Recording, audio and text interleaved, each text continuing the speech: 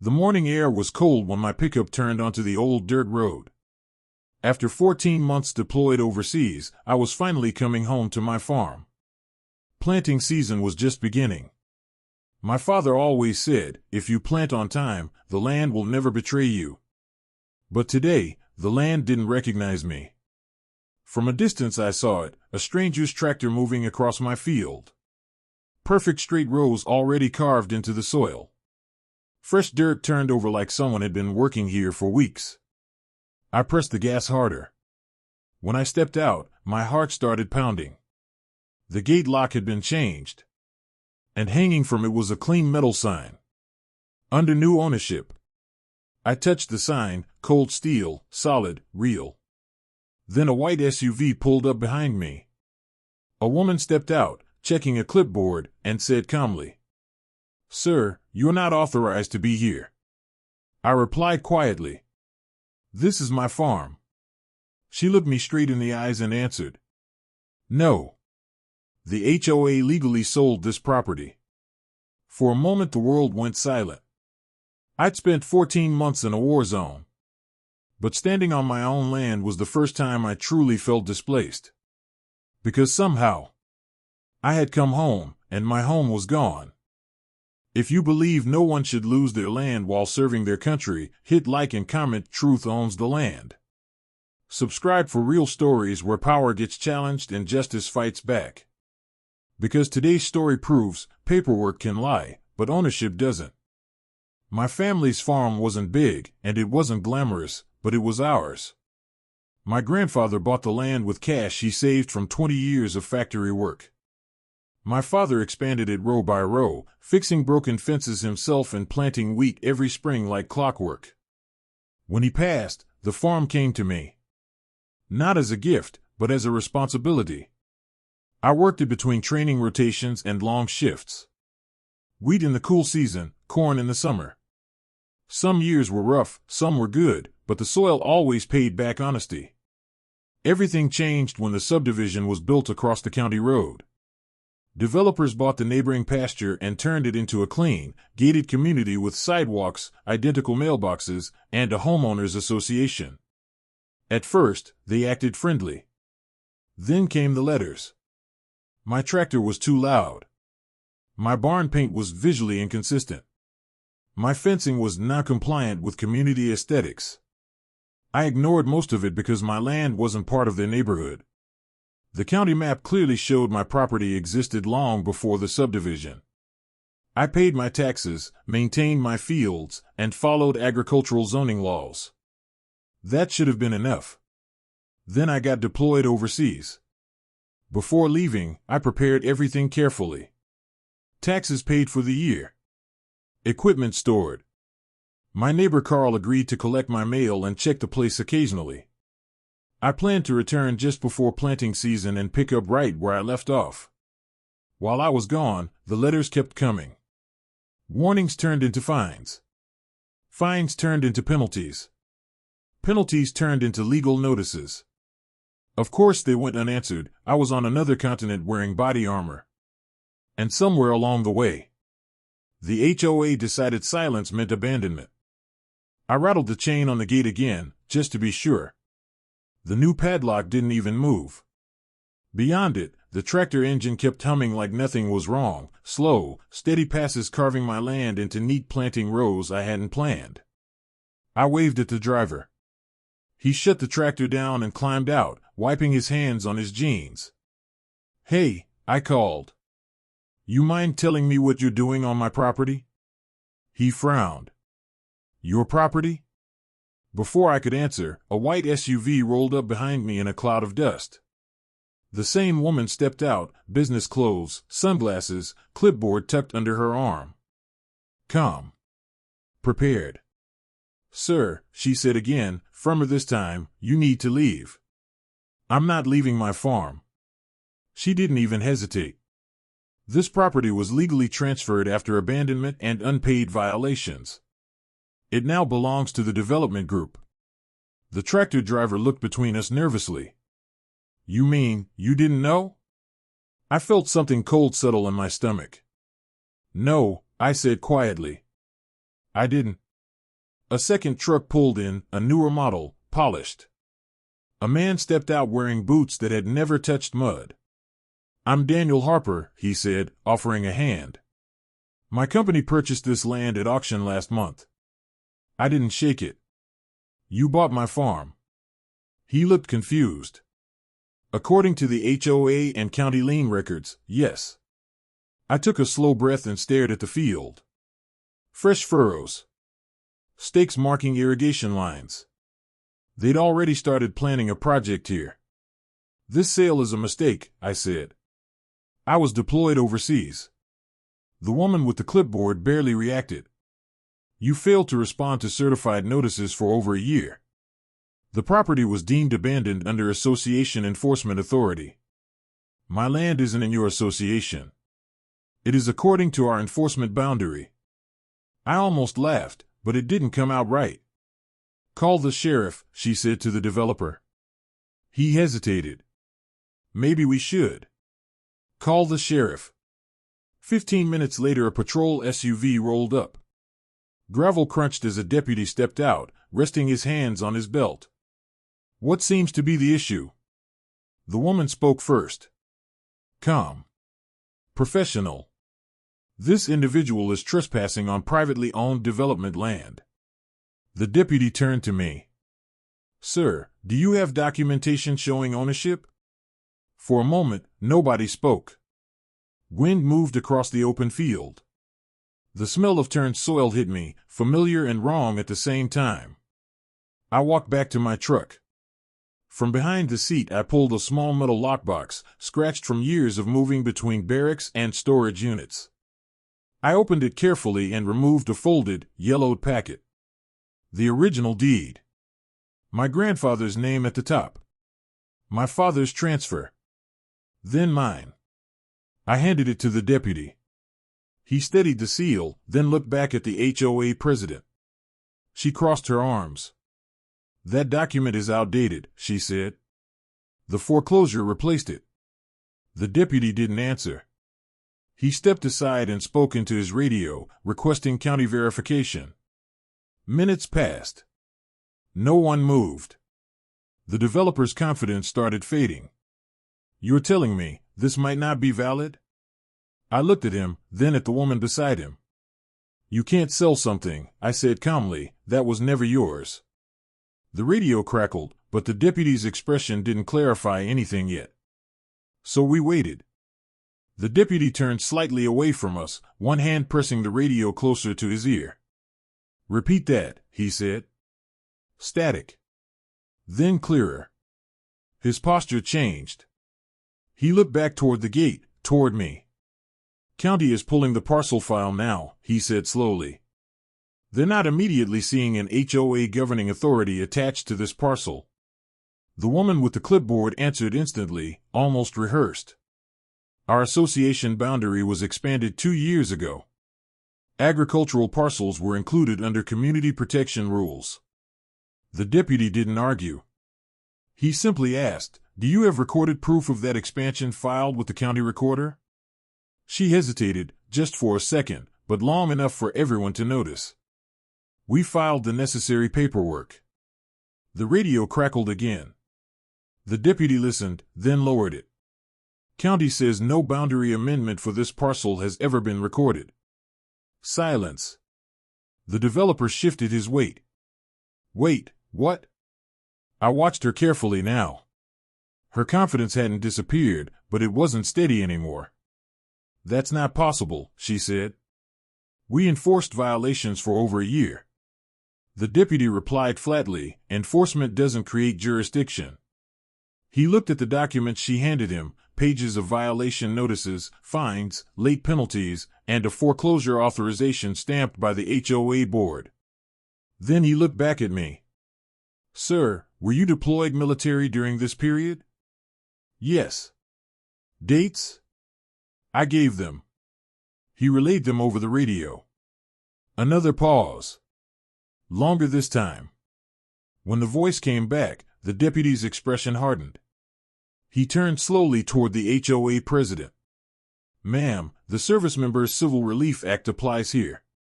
The developer blinked. The what? I spoke quietly. While deployed, creditors and associations cannot foreclose or enforce property seizure without a court order. And the court has to verify active service status. The deputy nodded once. County confirms no such court order exists. The air changed instantly. The developer stepped back from her like she was suddenly dangerous. You told me the lien was clean, he said. You said the title was clear. It was processed through our legal channel, she insisted. Your legal channel isn't the county court, the deputy replied. He keyed his radio again, requesting a records officer on site. Now she sounded defensive. We acted in good faith based on abandoned property statutes. I shook my head. You mailed notices to a house you claimed was abandoned, while I was deployed wearing a uniform registered in federal service records. The deputy looked at the envelope she provided. Wrong forwarding address. No military verification attempt. The developer ran a hand through his hair. You sold me land you didn't legally control. She snapped back. The association voted unanimously. An association, the deputy said carefully, cannot vote ownership of land outside its jurisdiction. More vehicles began arriving, a county records clerk and another patrol unit.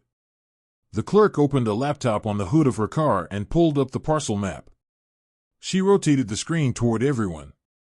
The subdivision boundary line stopped cleanly at the road. My farm sat entirely outside it. No overlap. No easement. No annexation. Nothing. The developer stared at the screen.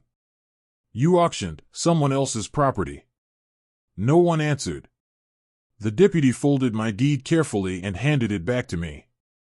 For now, he said, loud enough for everyone to hear, this is the only valid ownership document present. The HOA president's face lost color. This isn't over, she said, but the certainty was gone. The deputy replied calmly, you're right. It's not. Then he added, because this is no longer a civil disagreement. He looked toward the arriving supervisor vehicle. It may be fraud. By late afternoon, my farm didn't look like farmland anymore. It looked like a scene waiting for a courtroom. 2 patrol units were parked along the fence. The county records vehicle sat with its trunk open, paperwork spread across a portable table. The tractor driver had shut down operations completely and now stood off to the side, quietly smoking and pretending not to listen. But everyone was listening. The supervisor deputy arrived, older, slower, the kind of man who didn't speak until he understood everything. He read every document twice. The HOA violation letters. The foreclosure authorization. The auction transfer. The developer's purchase agreement. Then he asked the one question no one had asked yet. Who verified military status before foreclosure? No one answered. The HOA president cleared her throat. Our legal committee reviewed the case. That wasn't the question, he said calmly. Who checked the federal active duty database? She didn't respond. The supervisor nodded slightly, as if confirming something he already suspected. He turned to me. You were continuously deployed during the entire enforcement period? Yes, sir. He looked at the county clerk. Pull Department of Defense verification. The clerk typed quickly. 30 seconds later she rotated the screen. Active duty, full term. The supervisor exhaled through his nose. Then the foreclosure could never legally occur, he said. The developer stepped forward, voice tight. So I bought nothing? The clerk corrected him gently. You bought a document. Not property. That was the moment the situation truly shifted. The deputies weren't standing between 2 arguing parties anymore. They were standing around evidence. The supervisor began laying it out piece by piece. Notices mailed to an address they knew was unoccupied. No attempt to contact the listed emergency neighbor. No court petition for foreclosure approval. No military status verification. And most importantly, no jurisdiction. The subdivision map filed with the county stopped exactly 40 feet before my fence line. They had drawn their own expanded boundary on internal HOA paperwork and treated it as law. The developer looked at the president, stunned. "You didn't just make a mistake," he said quietly. "You invented ownership." She tried to regain control. The association acted to maintain property values. The land was neglected. Irrigation timers were still active, the clerk interrupted. Tax payments current. Agricultural exemption intact. I added calmly. My neighbor checked the place monthly. You never contacted him. Her voice rose slightly. We followed procedure. The supervisor shook his head once. No, ma'am. Procedure requires authority. He paused. And authority requires permission you never had. The second twist came moments later. The county clerk refreshed the record search and frowned. There's more, she said. She turned the screen again. The foreclosure had been processed not through county court, but through a private administrative filing service commonly used only for internal HOA property inside subdivisions. Which meant something critical. They didn't just mistakenly believe they owned the land. They intentionally avoided the court that would have rejected the case. The developer stepped back, realization hitting hard. You rushed the auction before anyone official could review it. No one denied it. The supervisor signaled to the deputies. At this point, he said carefully, the property sale is presumptively invalid pending judicial confirmation. The HOA president's face had gone pale. What happens now? She asked quietly. The supervisor answered in a steady tone. Now a judge says what should have been said before this ever started. He looked at me. And until then, this land stays yours. The sun was beginning to drop toward the horizon. For the first time all day, the wind moved across the field without machines running. But the real shock hadn't landed yet. Because what started as a property dispute was about to become a courtroom reckoning. The emergency hearing was scheduled for the very next morning. Small county courthouse. The kind with wooden benches polished by decades of people waiting for decisions that would change their lives. By sunrise the hallway was already crowded, the developer with his attorney, the HOA board members whispering in tight circles, and two deputies standing quietly near the door. I sat alone on one side holding the same metal lockbox that had followed me across continents. When the courtroom doors opened, everyone filed in. The judge didn't waste time. This court understands an unauthorized foreclosure and property transfer may have occurred involving an actively deployed service member. We will establish facts only. The county clerk testified first. Parcel boundaries displayed on a large monitor, clean, unmistakable lines. The subdivision stopped at the road. My farm never crossed into it. No jurisdiction existed, she confirmed. Next came military verification. Active duty records. Deployment orders. Exact dates matching every fine, every notice, every penalty the HOA claimed I ignored. The judge looked at the HOA president. Did you verify military status before enforcement? Her attorney answered instead.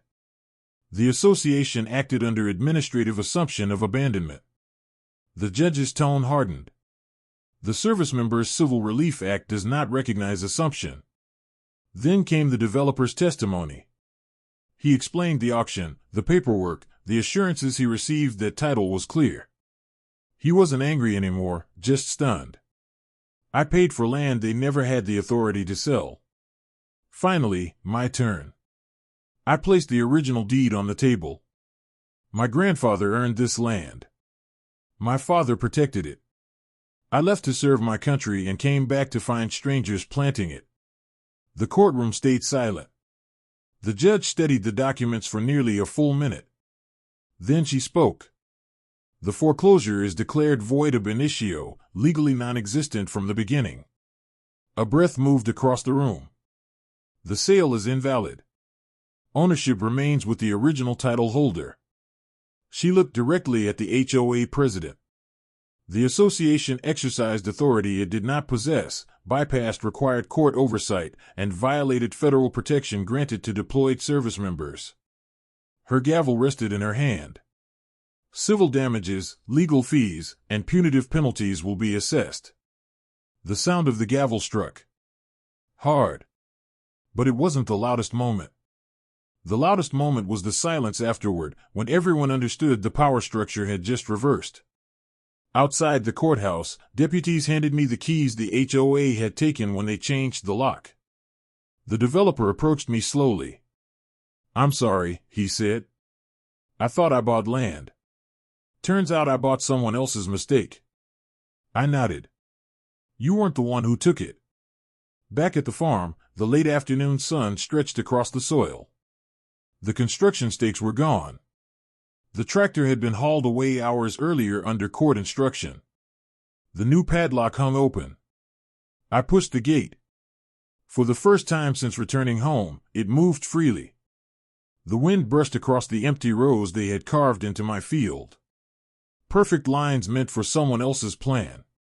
I walked to the barn, opened the storage shed, and pulled out a seed bag I'd prepared before deployment, still sealed, still waiting for a season that never happened. Until now. I stepped into the field and cut the bag open. Grain poured into my palm. I knelt down and pressed the first seeds back into my soil. Not because planting couldn't wait, but because some things have to be reclaimed immediately. The sun dipped lower behind the trees. And for the first time since I'd come home, the land felt like mine again. In the weeks that followed, the story spread across the county faster than any Harvest News ever had. The HOA board held an emergency meeting. 3 members resigned that same night. The president stepped down days later as the fraud investigation officially opened. The association was ordered to pay damages, legal costs, and compensation to both me and the developer they misled. Neighbors I barely knew started stopping by the farm. Some brought coffee, others just wanted to shake my hand. Not because I won, but because the land did. The developer withdrew his expansion plans and apologized publicly. "Property lines matter," he said. "So does honesty." By the next planting week, the fields were finally ready again. I drove the tractor at sunrise, just like my father used to. Each pass across the soil erased a little more of what had happened, replacing it with what was supposed to happen all along. As the first green shoots pushed through the dirt, I realized something simple. Power can take your gate, your signs, even your silence. But ownership, real ownership, waits for you to come home.